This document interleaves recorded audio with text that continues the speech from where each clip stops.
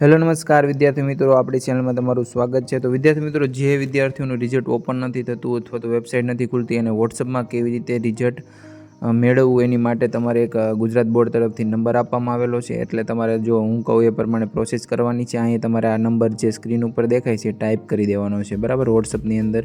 ત્યાર પછી અહીં સેટ લખેલું છે એના ઉપર તમારે ક્લિક કરી દેવાનું છે। તો મિત્રો, અહીં તમે આ જે નંબર છે એ Gujarat secondary and high secondary એટલે કે ગુજરાત બોર્ડનો ઓફિશિયલી નંબર છે। આ નંબર ઉપર તમે જો તમારો સીટ નંબર એન્ટર કરશો એટલે તમને એ રિઝલ્ટ મોકલી દેશે। તો સીટ નંબર કેવી રીતે એન્ટર કરવાનો છે તો તમે જોઈ શકો છો। અહીંયા તમારા સીટ નંબરની આગળ જે ABCDનો અક્ષર હોય એ આ રીતે ટાઈપ કરવાનો છે, ત્યાર પછી આ રીતે તમારે કરવાનું છે અને ત્યાર પછી તમારે અહીં તમારો સીટ નંબર એન્ટર કરી દેવાનો છે।